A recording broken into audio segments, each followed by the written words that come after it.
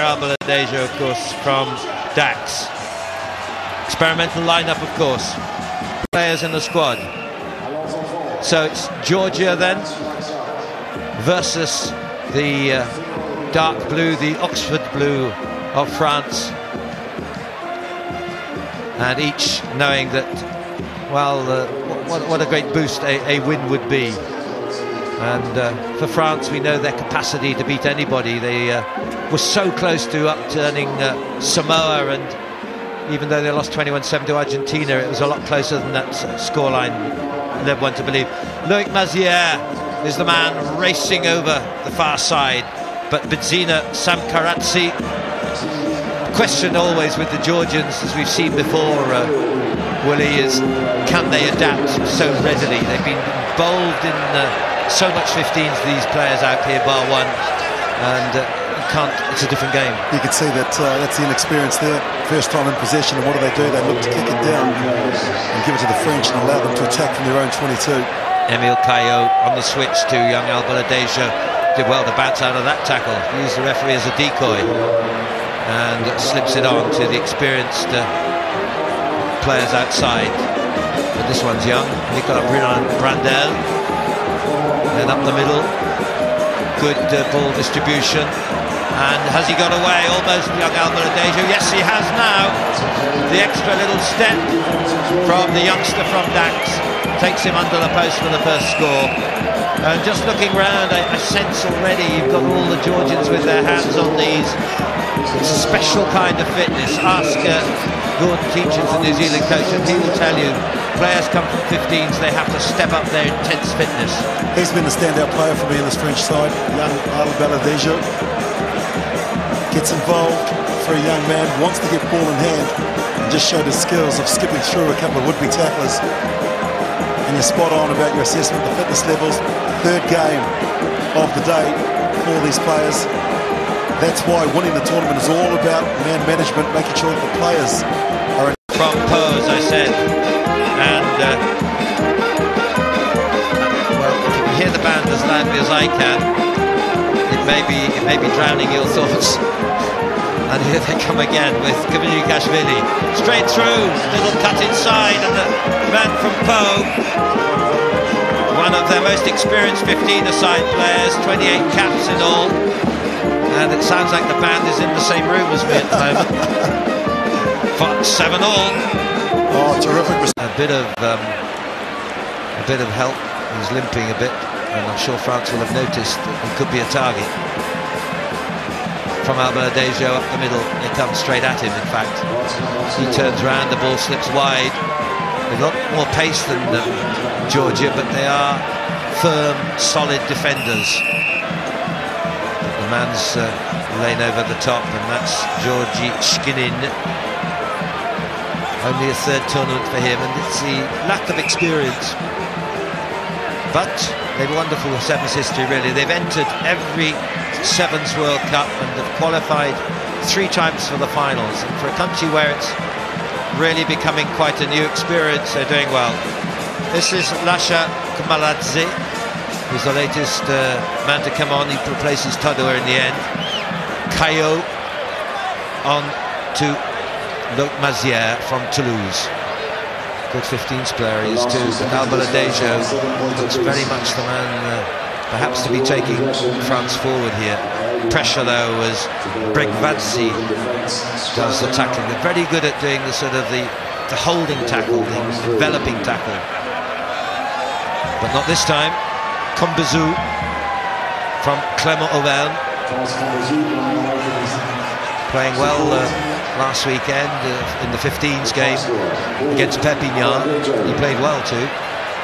This is Albaladejo. 2 dummies, got 2 men wide. No, one's a touch judge. Sorry, colours. Far side. And the penalty.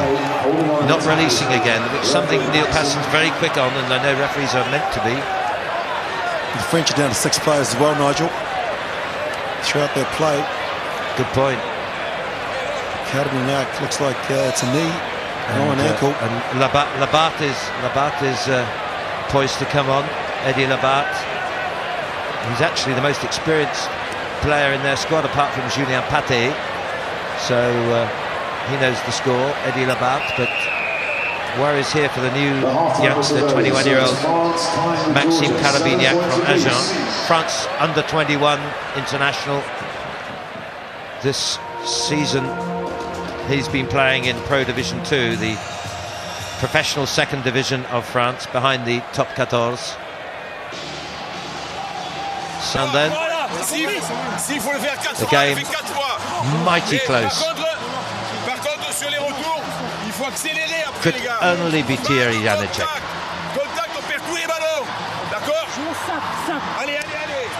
Allez. Don't take the ball. Kaba Alanya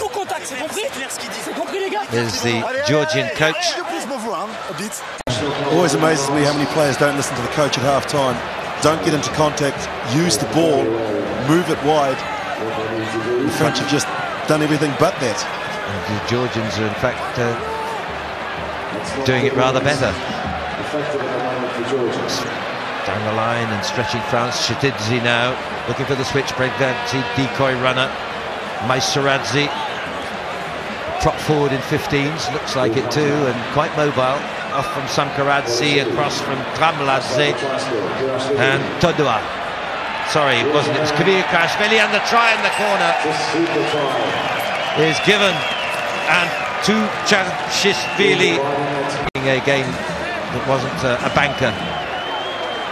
But now Georgia have the chance to win a pool game here.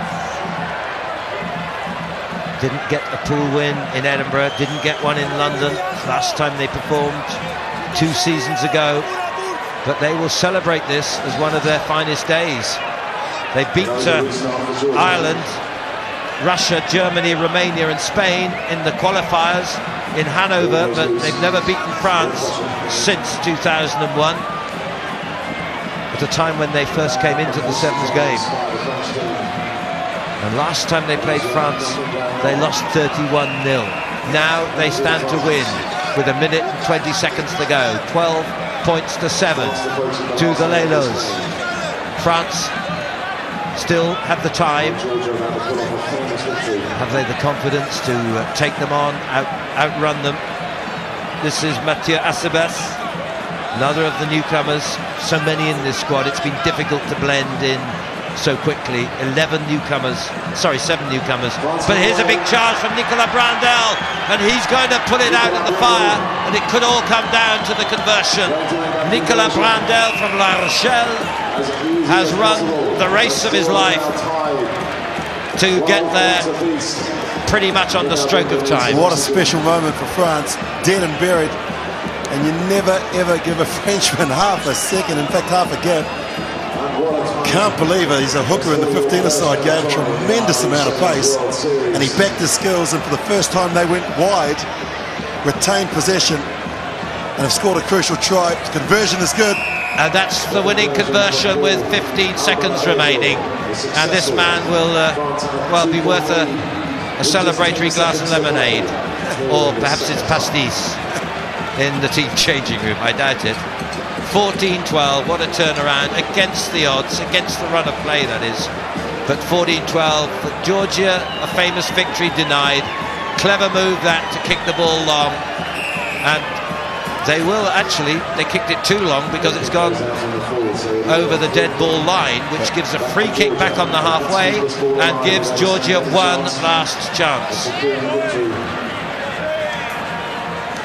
Kashvili, hope he doesn't kick it. Good. No, the last thing they must do, they must keep the ball in hand and not knock it forward. Sooner said than done. They have knocked it forward. And France, well, a touch of the is out of jail, out of everything. They've won. 14-12. Cruel for Georgia. What a battle they gave the Frenchmen.